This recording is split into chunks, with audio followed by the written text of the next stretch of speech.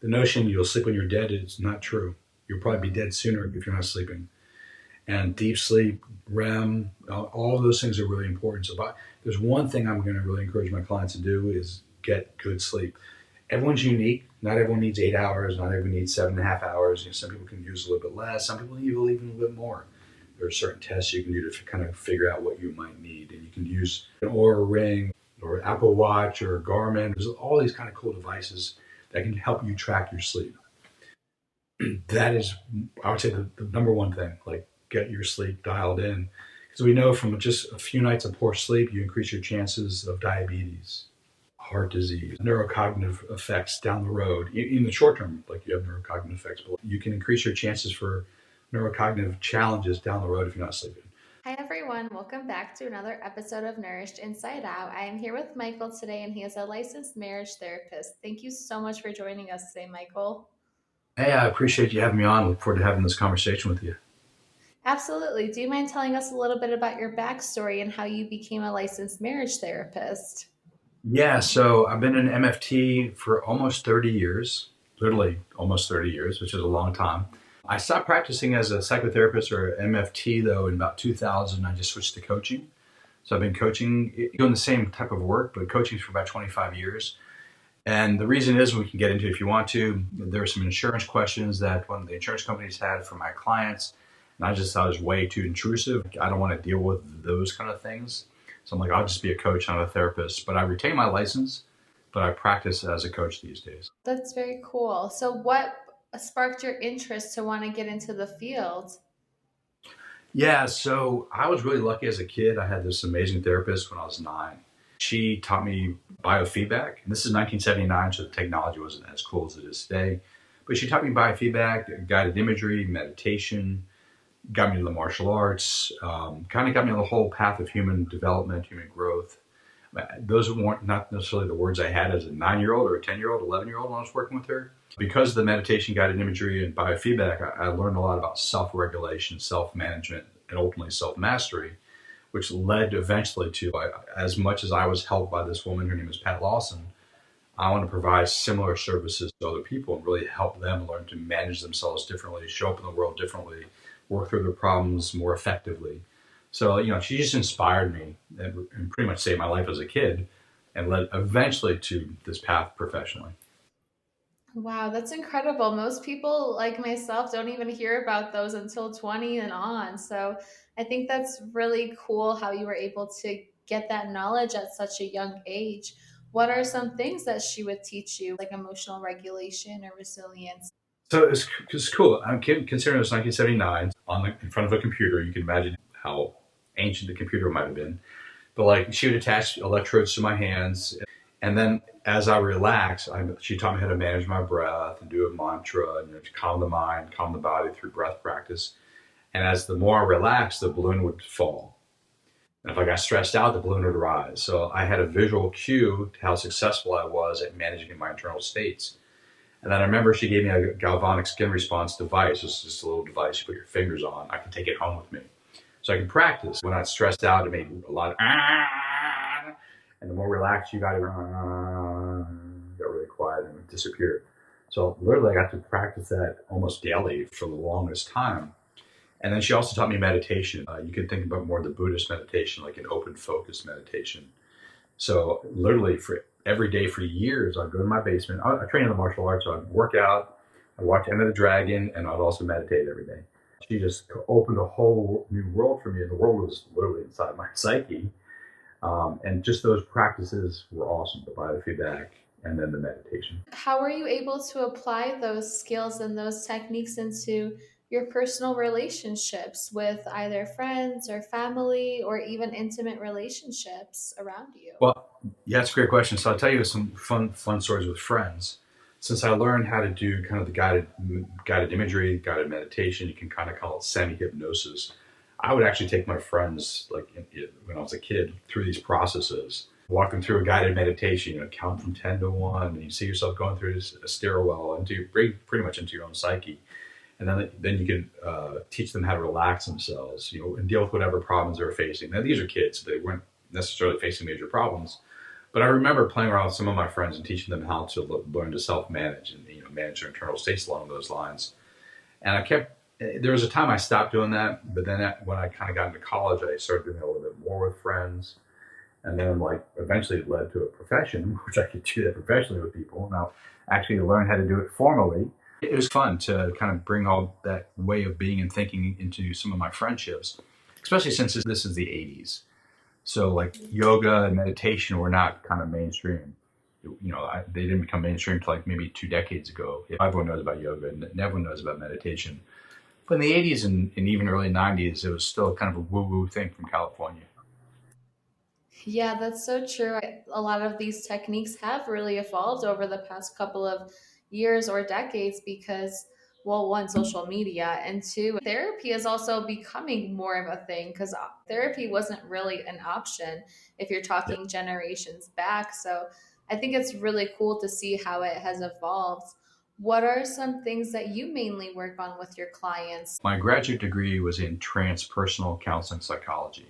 And then I did my postgraduate training in somatic or body psychology. I'll talk about both. So, transpersonal, when I was in grad school, we had to learn all the conventional schools of psychology, such as object relations, self psychology, family systems. Both because it's useful to learn different models, but also for licensure in the state of California, you have to learn the conventional schools of thought. Transpersonal, which is a relatively new field in terms of psychological study, kind of generated out of the late 60s, early 70s.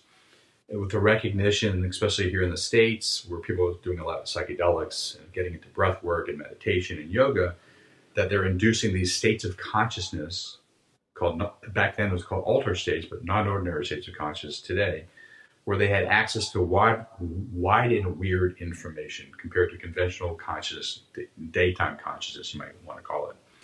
So what transpersonal psychology does is one way of thinking about it, you look at all the religious systems of the world, the monotheistic ones out of the Middle East, like Judaism, Islam, Christianity, or the shamanic traditions in South and Central America or Africa, Hinduism out of India, Taoism out of China, other religions. All the religions have practices which change consciousness.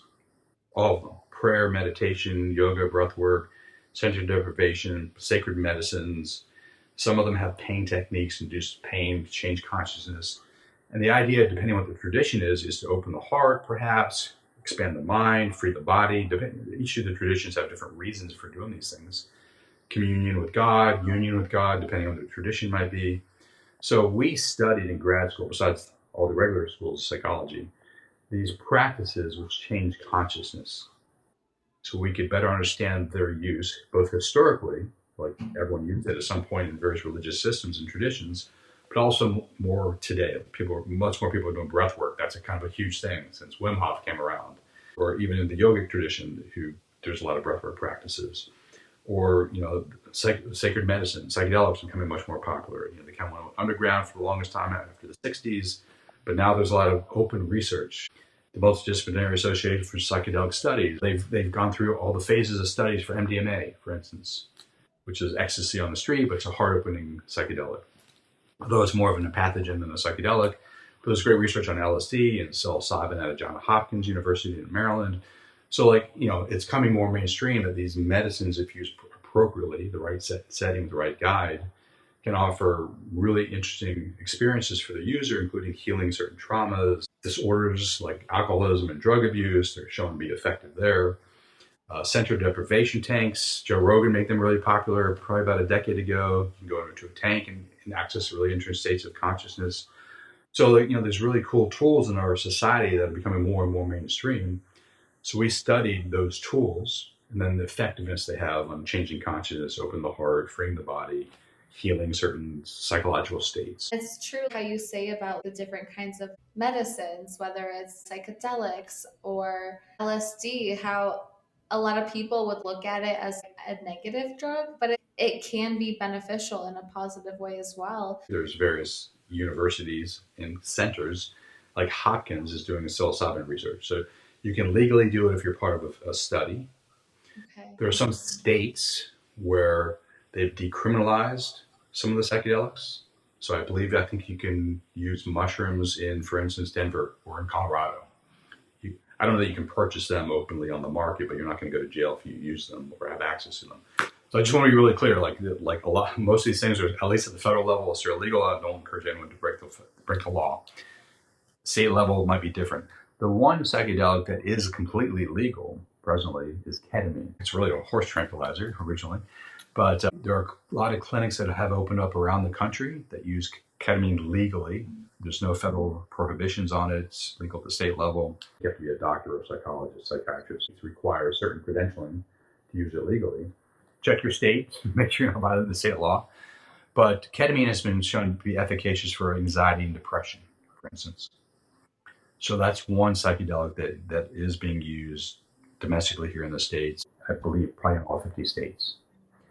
I would imagine with this new administration, with Robert Kennedy in charge of HHS and more kind of liberalization at the FDA, that some of these other psychedelics will be moved to a lower scheduling at the federal level. Because right now they're seen as they have no medical use, although they've been shown efficacious medically as well as marijuana, which is kind of crazy at the federal level. But I would imagine the Trump administration and Congress, hopefully in the next 3 or 4 years, will change the scheduling so these medicines like LSD, MDMA, psilocybin will be available legally for doctors and psychiatrists to use with their patients. I can see that happening just from what I'm hearing from the administration and people prior to joining the administration. So that's a hope. So just want to clarify all that stuff. Don't want to encourage anyone to break the law. I Yeah. completely agree. Thank you for clarifying that and sharing that information as well. Can you Yeah. explain a little bit about the somatics practice and the studies that you've done on that? Yeah. So, man, I was really fortunate. I did my graduate work at John F. Kennedy University in transpersonal psychology, as I said. And then I went to the California Institute for Integral Studies in San Francisco Bay Area and did about 18 months or so of graduate work in somatic or body psychology under Don Johnson. If you ever want to read anything on somatic psychology, he's an amazing author. Check out his books. But somatic psychology, the basic idea is that most psychological schools look at us between our ears, like how we think about things. There might be a little bit behavioral things that you acknowledge, but it's all about the mind inside the head. Okay, cool. But we're also embodied beings. We have a full body, and somatic psychology recognizes that, and that how we think expresses itself on the body, and how our body is organized has an effect on how we think. So the easiest thing to kind of think about is breath, and that's become much more popular like the last decade. Breath work. You can use breath work to relax the system. If your energy is too low, you can use breath work to energize the system. You can do things like holotropic breath work created by Dr. Stan Grof, which expands consciousness, just like LSD through breath work. So you can use breath work to change the states up, down, expand, which is awesome. So just consider like part of the somatic psychology practice is like, oh wait, we are embodied beings. Part of the body is the breath. Through the breath, we can change the physiology of the body and the psychology of the mind. So we work through the body and with the body to help empower people to live more fully, have more energy, more vitality, to work through their wounds, their core wounds, because they're also stuck in the body. If anyone's ever gotten a massage, for instance, from a really good massage therapist, and old memories emerge. That is an example, because the things are not just inside our heads, they're inside of our bodies too. And so if we walk around from trauma, let's just say we had trauma as a little kid, whatever the trauma might be, sexual, mental, emotional, physical, whatever it is, it's not just a mental thing. It's not just in the head. It's literally in the physical body. So a somatic practitioner will work through the body to access the stuck trauma and help release it, to free the body from the constraints or contractions from whatever it was that occurred when we were 5 or 3 or 8. Would you say you implement those practices into the clients that you work with when it comes to marriage coaching, or when you were working as a marriage therapist? Did you incorporate those with your clients as well? I do. So I'll walk you through an individual session and a couple session. And I work with couples, I work with individuals, and I co-lead men's group. Okay. So I still do all the work, just not under my license, just as a coach. But so literally every session with an individual client, we do the first minute is breath work. because people are running in, their jobs, their family, their kids, they're what's going on. So I'm like, I want to help them learn to manage themselves. We literally just do a minute of breath work to calm themselves down. That's a nice way to start the conversation. That's probably a nice way to start any conversation with anyone. You're not all stressed out and worked up. So that's with the individual. With my couples, I always have, I'd say 95% of the time, I have them face each other. And this is a practice I have at the beginning of every session, but also I encourage them to do it daily. Because this is really about co-regulation and co-connection. With permission, they touch each other's heart. They can feel the heartbeat. You get immediate biofeedback, but also the heart's the organ of love. So they're connecting deeply with the love of their life who's in front of them. I have them do eye contact. And, the soul resides behind the eyes. You're looking deeply into your love's eyes, which is a beautiful thing. And you guys breathe together, nice and slow and deep. And there's a cycle of breath that goes on. So you're connecting energetically through touch, through the eyes, and through breath. And it's a co-regulation, because what will happen is they just kind of get in sync with the breath. Their body's relaxed. They feel mostly deep, hopefully, most of the time, connected to the person in front of them. And then I have them stop that practice and come into the session with me. And they're less stressed, they're more connected, they're more ready to work, as opposed to rushing in from whatever's going on in their lives and trying to talk through whatever issue they have. And I always recommend my clients, right before they have a crucial conversation, do that practice. Get connected, get regulated, get in that loving space, which makes challenging conversations not easy, but easier. It's so interesting how you just said that when you work with an individual, you have them do breath work because Yeah. people are coming from jobs, families, whatever, school. And I remember when I was a hairstylist, if I had clients that came rushing into my chair, I would have them do breath work too. Oh, that's awesome. I love that. That's cool. Like, I don't want you to rush to tell me what you want me to do with your hair because I'm cutting Perfect. it or doing something chemically to it. So let's make a stable decision on what you want. Well, and actually, that's perfect because so many of us are in chronic stress states all the time. We don't even know we're stressed because that's how we walk around all the time. And we know from the research that when you're in a chronic stress state or even an acute stress state, you're less likely to make good decisions, including your hair. So I love the fact you had to do some breath work so they can take better decisions on how they want you to do their hair that particular day. That's so cool. Well, it's not makeup. I can't just put more color on it. It's either chemically processed or it's getting cut. So I'm like, we need to make stable decisions. That's awesome. I love that. That's cool. So I know something that we talked about previously when we met. You talked a lot about like resilience and having a growth Yeah. mindset. Can you talk a little bit about how you incorporate that into the people that you work with? Yeah, and it's something. So one of my many hats that I've worn over the years is I spent a decade working at SEALFIT, Unbeatable Mind Academy, which is founded by Commander Mark Devine, a former Navy SEAL. So I did all their programs. Then he brought me on, and I helped create programs and run programs for him for a decade. And you can imagine in the SEAL community, because that's where he comes from, and I spent a lot of time with those kind of guys. Mental toughness, emotional resiliency is really, really important. So that was I was inculcated in the importance of that in anyone's life, not just for special operators. The mindset that I bring into my work with people is, you could say like you fall down 7 times, get up 8. Like life is hard sometimes. Life effing sucks. You get kicked in the gut. Like life is going to happen. Life is going to be really hard. Sometimes it's going to be painful. And the question is, are you able to adapt to that? Are you able to overcome the challenge? Are you able to work around the obstacle or go through the obstacle? So what I teach a lot of my clients is not, they might come to me for a very particular issue. I want to work on X, Y, or Z. But ultimately what I want them to be able to do is leave our work in a much more resilient place, meaning no matter what comes their way, they have such a good mindset that they're able to take on the challenge successfully. And part of the taking on the challenge successfully is mental, emotional, and spiritual and physical resilience. And I'll break each one down. So we have physical bodies. In my work with people, I have 4 pillars, and one of the pillars is physiological. And this is where the resilience comes in physically. I want them to be strong physically, optimized health as much as possible. And so we look at diet and nutrition. We look at stress management. We look at sleep, that's huge. We look at movement and fitness. We look at circadian biology, the 24-hour day-night light cycles. And a lot of our work is dialing those things in. Because if you feel like crap, it's kind of hard to make the psychological changes you want to make.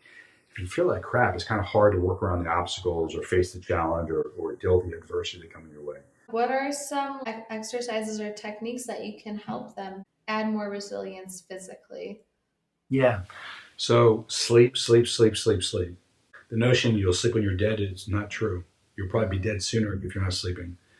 And deep sleep, REM, all of those things are really important. So there's one thing I'm going to really encourage my clients to do is get good sleep.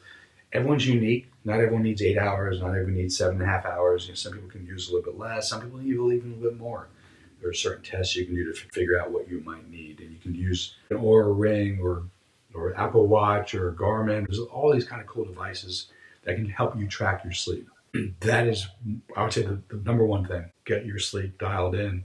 Because we know from just a few nights of poor sleep, you increase your chances of diabetes, heart disease, neurocognitive effects down the road. In the short term, you have neurocognitive effects, but like you can increase your chances for neurocognitive challenges down the road if you're not sleeping. So there's a lot of health and cognitive consequences for not sleeping well. So get your sleep, get your sleep, get your sleep. Fitness and movement, work out. You don't have to be a gym rat. You don't have to go to the gym 4 hours a day, but get on some kind of routine that touches upon as many aspects of physicality as possible. A little bit of cardio. You don't have to be running marathons, but a little bit of cardio. Weight training. Weight training is probably one of the most important things from the research I've seen. But get onto a program. If you need, talk to a professional. Have them help you get on a program. Train 3 to 5 times a week, whatever that thing is for you. And you don't have to go to the gym. You like bike riding. You like playing, out in your yard doing MoveNat. Cool. Whatever your things are, just be consistent with them over time. And then if your things are more, I like to run, I like to bike, cool. But I would also encourage a little weight training that has a longer term benefit to you. If you want to learn more about that, check out Dr. Gabrielle Lyons. She has a whole book on the benefits of muscle training, especially as we get older. And then movement. A lot of us sit on the desk all day long on our computers. Even if you do it, like I do a CrossFit workout every day, cool, but you're at your computer 8, 9, 10 hours a day or on your phone, doing the thing, not healthy. You need to be breaking up your day and moving, not necessarily working out. Like, hey, do your workout for half an hour, 45 minutes, an hour every day, whatever it is. That's not what I'm talking about. Every 90 minutes, whatever the time might be, get up and go for a walk around the block. Get some vitamin D, have a natural light on your face, get some fresh air, depending where you live. I mean, you got to be mindful of where you're at. Or if you can't go outside, do a little Tai Chi, some Qigong, some yoga, just literally move your body. That I highly recommend that every day. Don't be sitting in the same position for hours upon hours and hours. Get up and move. And then circadian biology, if you can, go be outside when the sun rises. It literally has Huberman. Watch, if you want to learn more about the science behind those Huberman labs, great podcast. Like if you can be outside barefoot, be safe, grounding on the ground, lights coming up, has a great effect on you. If you can watch the sunset in the evening, also a very similar thing. Ideal is that, we've evolved on planet Earth for tens of thousands, 100,000, millions of years with a day-night cycle. It's only the last 120 that we've had artificial lights. And more recently, we have the computers and the iPads and the iPhones or whatever device you use, and a lot of artificial exogenous chemicals we have easy access to. Caffeine and nicotine to wake us up in the morning. With THC if you're a marijuana user at night, or sleeping pills, or a lot of different things that we take exogenously, which has an effect on our system. And, my suggestion is, as best as you can, try not to use those things unless you use them intelligently.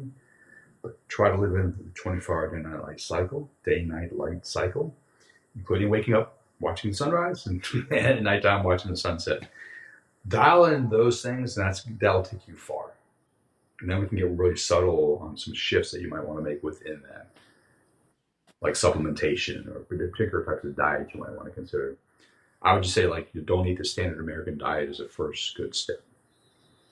I love all of those tips though, because they're really not that complicated. It's just being more mindful of adding more physical activities into your day, like adding more sleep. You hear people ask successful people questions like, "What do you do that helps you be more productive?" And 9 times out of 10, their answer is sleep more, because I think a lot of times, like you were saying, we get caught up into the, "Oh, I'll sleep when I'm dead," but at the same time you're going to run yourself so dry that like, you're not going to have that longevity. So that's so valid and such valuable information.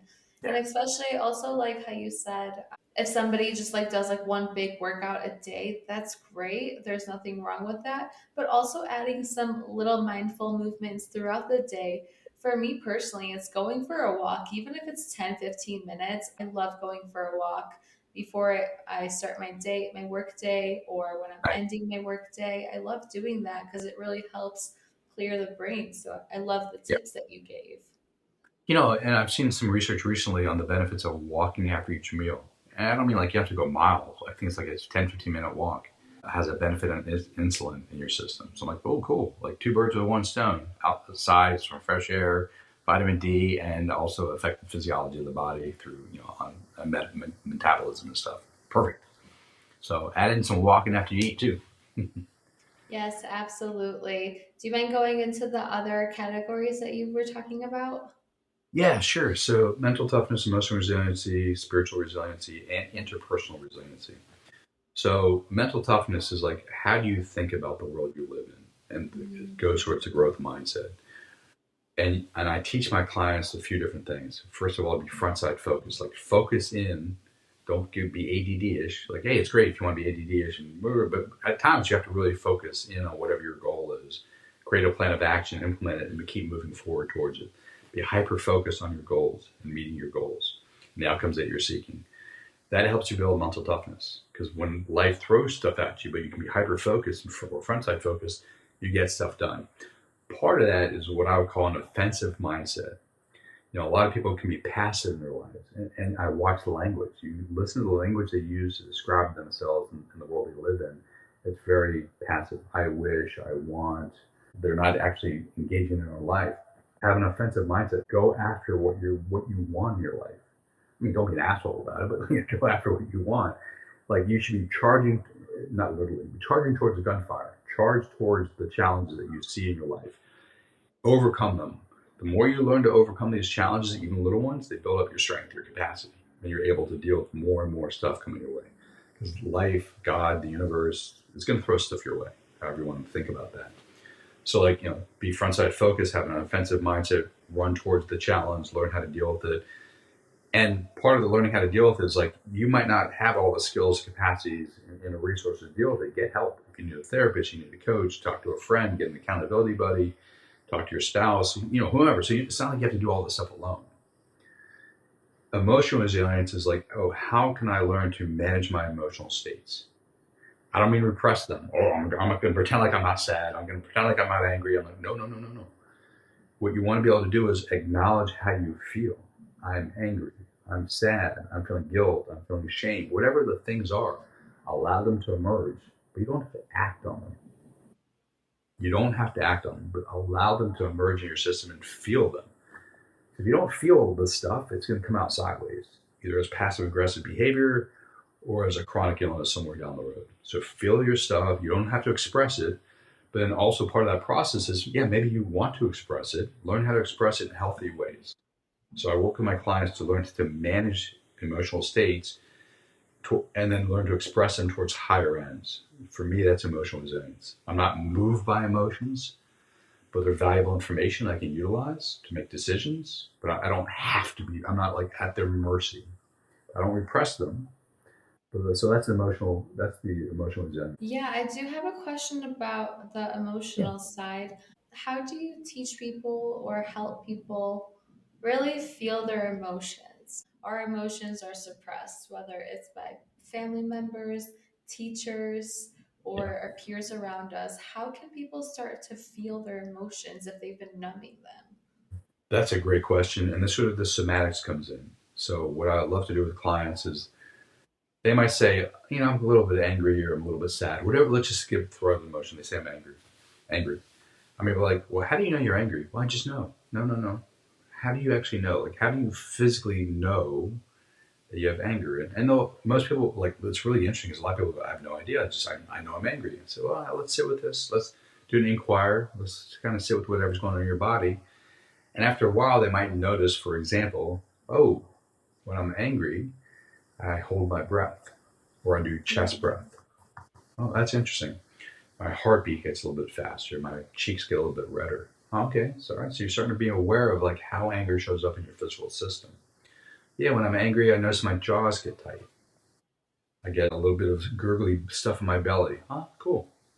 So you're starting to become aware of how you do a particular emotion.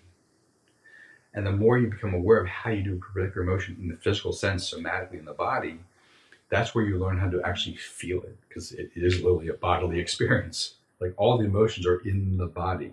They're not just concepts in the mind. So I'm like, forget the concepts for a moment. Just feel, like learn to feel how it shows up in your body. And then over time, they get more and more subtle. Like, oh, I notice now, like my left little toe. Wait, I'm making that up. But like, like that these emotions show up in other parts of the body too. And the more you're aware of that, then you're like, okay. And what's great about that is then you can start becoming aware of them at very subtle levels before that you really shows up fully, before you become like road raged. You can start noticing like, ooh, there's some tightness in my jaw. Oh, that to me indicates a little bit of anger.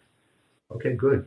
And then you can do something about that. But like, just becoming aware first of the gross physical body, like where it shows up, and then the very subtle levels. And through that process, you just start allowing this stuff to emerge. But like I said, allowing it and expressing are two different things. And I think it's important to make those distinctions. Wow, that's really great. Thank you for sharing that. So needed. One of the things I do with clients is we do a values assessment. What are your values? And I'll make this up. Like someone might say, well, courage is a value of mine, integrity is a value of mine, compassion is a value of mine. And I look at character traits like this as spiritual values. Like, what do you believe is driving your life? So let's just say they come up with these 5 things that are really important. And let me just stick with empathy. Like empathy is something that drives them. That's one of their higher values, and that's a character trait that they want to deepen more. Well, it's important. What I would say, like for empathy, as a resilience tool. First of all, empathy for oneself is really important, because if you don't have empathy for yourself, then there's parts of yourself that you ignore at the consequences down the road of your health and well-being. So you become less resilient if you don't have empathy for yourself. Your relationships become less resilient if you don't have empathy for your partner, your friends, your coworkers, your parents, your kids, whomever you might be. But what I ask my clients to do is go from abstract to concrete. So they might say, I want to be, I'm pretty empathetic, but I want to be even more empathetic, both to myself and to my partner, for instance, the person I love. That's awesome. What do you mean by empathy? Like, I want them to get really concrete. What are the behaviors that indicate to them that they're being empathetic? And they lay all that stuff out. And then we watch them over time. Are they living into that? Are they embodying those values? Okay. And it's really easy. There's 3 ways, really, in this case. Self-report. These are the 5 criteria you laid out that indicate that you're being empathetic to yourself and another person. Are you doing them? And the person might say, yeah, okay, I am. 4 or 5, I'm doing pretty well. I work on the 5th one, that's awesome. That's great. Okay, so the self-report is one way to determine how much they're living into that value or how much they're that character trait. Great. But you can also ask the person they're supposed to be empathetic to. Let's just say it's a spouse. Hey, let's just say it's a guy and Joe and Jane. And Joe's like, yeah, I want to be more empathetic to my wife. Here's the 5 criteria. I'm doing pretty well for 4 out of 5. And then I talk to the wife. I'm like, hey, Jane, how's John doing with the empathy? Oh, he's fucking asshole. Like, he's still doing all the stuff he used to do before. He's not listening to me. He's not actively listening. He's not reflecting back what I hear. He doesn't seem to care. I'm like, whoa. He's reporting he's doing well. She's reporting he's not. Now, she might be having a bad day. She might be mad at him for something. So, like, you might want to check in with her over time and check in with him over time, because he could be deluding himself and she could be angry. So, so you got to be mindful of getting these reports from a second party and for the first party. And then you can do things like heart math, which is a cool biofeedback type device, which can help you indicate if you're living in coherence with your heart and your mind. It's a whole other conversation, but you can do those three things. And then you can figure out in conversation with him and her what he needs to be doing differently to enhance or amplify his empathy. Here's some exercises I recommend you do so you can be more empathetic to yourself and your partner. And practice these, and hopefully over time we can see improvements in your own empathy. Get reports from your spouse, or you bring more empathetic, or whomever the other person might be. We can test it with heart math. So that there are ways of working with people to increase those spiritual values, to make sure that they're embodying them, because those things make them more resilient. If you're more loving, you're more compassionate, you're more understanding, that makes you more resilient. If you're more courageous in your life, that'll make you more resilient because you're going to take more chances, which will increase your opportunities to face new challenges, which makes you more resilient too. So in the spiritual sense, that is one way I work with people to make them more resilient too. Wow, that's incredible. I think that it's so important and it's so valid because it really all ties in together for that growth mindset too. Because I think a lot of times, even when we're growing up, we're limited. We tend to be limited by the people around us, and that also teaches us to limit ourselves. But once we start to really open the doors and unlock these areas and to know that there is more, the possibilities are endless. 100% agree with you. And that's perfect, like, segue to the interpersonal stuff. There's a common saying that you're the average of 5 people you have around you. I always encourage my clients to find communities of practice, to be around people in any area of their life where they want to develop more, who are way ahead of them. So, like, if you want to get, I just use CrossFit as an example. Like, you find some studs at the CrossFit, gym, women or whomever, whatever your thing is, like, you want to hang out with, who are in much better shape than you. That will inspire you. I mean, you want to do proper technique, don't hurt yourself, don't kill yourself in the process. If you want to get physically more capable, surround yourself with people who are physically more capable and train with them. If you want to become emotionally more capable, surround yourself with people who are emotionally mature. If you want to become more intellectual, surround yourself with people who are really smart in whatever field that's of interest to you or fields that are interest to you. Literally, surround yourself with people who are, not say better than, but like better in one capacity or skill than you are, so they can pull you forward. I think that's really important. And also part of the interpersonal resilience too is you're not alone. We're very agenic, hyper individualized. And I'll say our individuality is actually really surface level. There's not a lot of depth to a lot of the individuality. But you don't have to do it alone. Like, find a partner who's also growth mindset oriented, you know, so you guys can challenge each other, not in a cruel, mean way, but like in a loving, supportive way for growth and development. That's really important. And I find that when I work with couples, like, it's really important for both to be on the same mindset of sorts, growth oriented mindset, because let's just assume the wife is on a growth oriented mindset and the husband's not. He might become really insecure as she grows of losing her because he has a fixed mindset, she has a growth mindset. So, like, I would work with him to help him open his mindset up to be more growth oriented so he can learn to support her, not be afraid of her growth, and vice versa. So I teach my clients to join communities of practice, to find and work with spouses to open up their mindsets so they can both be supportive of growth and development. You don't have to do this alone. Get professional help, get a therapist, get a coach, find what the problem might be, get an advisor, whatever it is. Like, we don't have to do this alone. Go to a friend, go to a family member. We are facing some really challenging things in our world today. We don't have to do all that alone. You can be still resilient and still be interpersonal resilient. Like, you can rely on other people for further help, and vice versa. It's not. I don't recommend as a narcissist, like, oh, it's all about me and they should all feed into my needs. No, like, you also want to be helpful to your friends. You want to be that 3 a.m. friend. God forbid they need you at 3 a.m. You're going to be there for them. That kind of thing. Yeah, that's so valid how you said that you're the average of the 5 people you associate yourself with. Because I think the first time that I heard that was actually when I was in high school. And I was, same Hmm. thing, listening to a self help podcast, and they would talk about these things and looking at where the kids that I was hanging out with in high school, I would cry if I continued to hang out with them, because that is not the kinds of people that I would want to continue to hang out in the future in the long term. That is so valid. Over the last couple of months, I had two different roomies. I had one that was a complete morning person. Early, she would wake up early, go to the gym. I feed off people's energy fast, so I need to like really be aware of who I'm around. Mhm. And I started to do the same habits as her: wake up early, go to the gym, go for a walk, make my coffee at 6 or 7 in the morning. And that was great. And now, my other roomie, when I met her, she was still in school, but she was studying all night. She was drinking her coffee at 9 p.m. and then she was up until 5 a.m. So, what was I doing? I was drinking my coffee at 9 p.m. and I was working all night. And I say that because it's so valuable. You have to like really be aware of how you feed off people's energy as well. I'm honestly okay with either one because I was able to still balance it out. And but it really does show that you are who you hang around with. 100% agree. Those are great examples, and I really encourage people to just be kind of mindful. To your point, like day night, like oh, night owl. I'm going to be a night owl, morning owl person. All that stuff's really important to be aware of too, but also the energy around positivity versus negativity. I have to imagine you've been around friends who are just like the world is falling apart every minute of the day. They generalize about everything. Everything's horrible. This is all this stuff. You're like, and I can't speak for you. You can speak for yourself. But like I've been around people like that, and you start thinking that way. You start picking those habits up.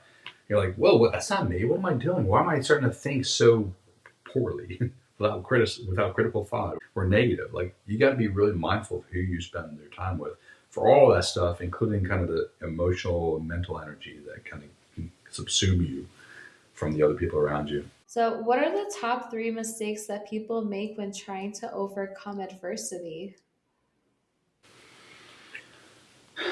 That's a great question. Let's start with the emotional stuff first. Notice, first of all, your emotional reactivity to whatever the challenge is.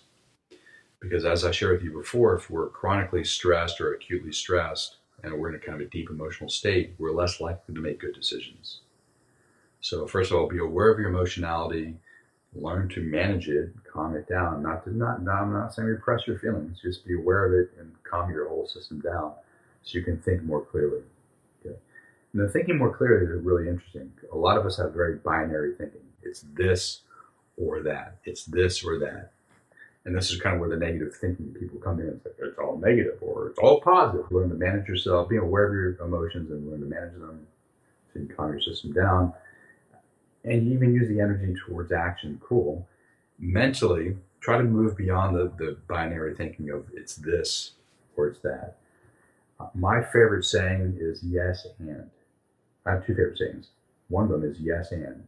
Yes and, yes and, yes and, yes and, yes and. So when you look at whatever the situation is, try to look at it as best as you can from multiple different angles. You'll have your perspective, which has a whole history behind why you see the thing the way you see it. But that's limited and partial. Just imagine that you're looking at a pie, and because of your history, your nationality, your ethnicity, your religion, your upbringing, your family of origin, like you see only a quarter of the pie. It's a whole pie. You want to learn to take a multitude of different perspectives so you can see a bigger picture. I find that to be really helpful. It's a skill that has to be developed because most of us aren't trained to think prospectively, like multiple different perspectives. So learn to do that. It's the second thing. And then courage as a spiritual value.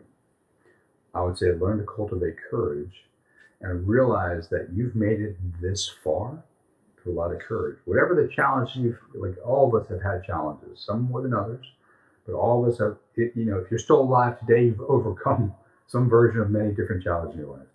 And recognize your own courage in doing so. Like, I've survived this. In many cases, maybe you've thrived as a result of it. You've turned your pain into purpose. Awesome. Keep reminding yourself of the capabilities you've had. Survive whatever it is, but maybe perhaps sort of thrive through whatever it is. So if you can have the expanded mindset, you can learn to manage your emotions, and you can just remind yourself how courageous you really are. Those three things can go a long way in dealing with whatever obstacle you face in your life. And you're not alone. get help if you need help. That's so beautiful. I love how you keep saying you're not alone. So many times, way too many times, tell ourselves, we get into the mindset of I'm the only one going through this. Nobody's going to understand. That's such a toxic cycle to be in, or a toxic mindset to be in, because I remember when I was going through challenging times, I didn't communicate at all because I told myself, nobody knows what I'm going through.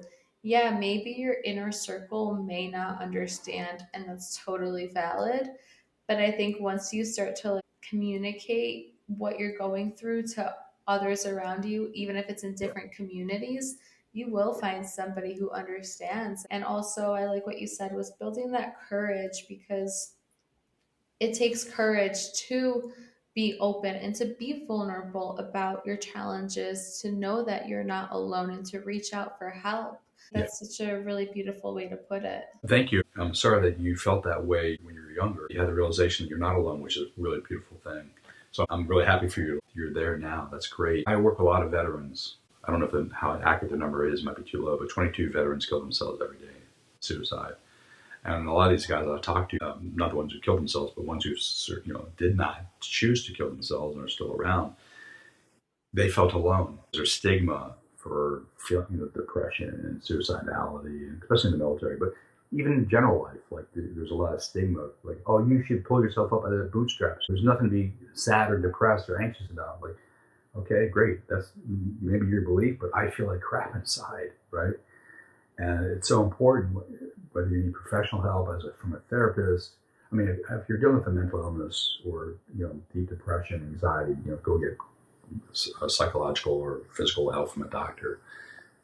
I would recommend, if you see a doctor, see a functional medicine doctors, because most doctors are just going to put you on drugs and not necessarily help you deal with the underlying cause of it, just a symptom. So it's another conversation.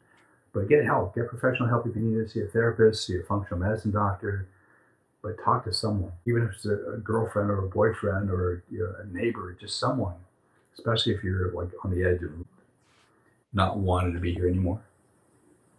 Absolutely. I Yeah. agree. This has been so wonderful, Michael. So before we go ahead and wrap things up, is there any Yeah. last piece of advice that you would like to leave with the audience? Yeah.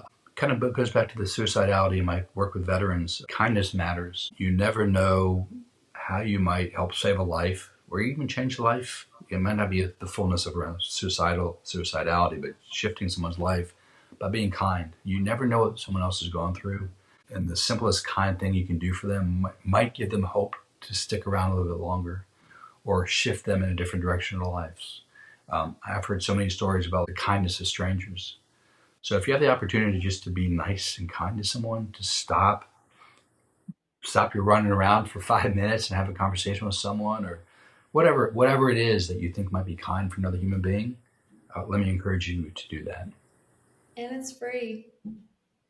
It's free, definitely. This has been such a pleasure, Michael, to have you on today. Can you please tell us, where can people find you, support you, and stay in touch with you? I appreciate that. So my website is Michael, Michaeld, as in David, but just the letter D, Ostrolenk, Ostrolenk.com. You can find out about my individual work, my work with couples, my work with groups, all the stuff is there. I'm on Facebook. You want to find me on Facebook and become friends, Michael Ostrolenk. LinkedIn, Michael Ostrolenk as well. M Ostrolenk on Twitter and M Ostrolenk on Instagram. And I'm on Instagram way too much, but I'm on all the platforms. I'm not on TikTok, but I'm on those other four I just mentioned. Yeah. Amazing. I'll have all of that linked down in the show notes below. So thank you so much. Yeah, thank you.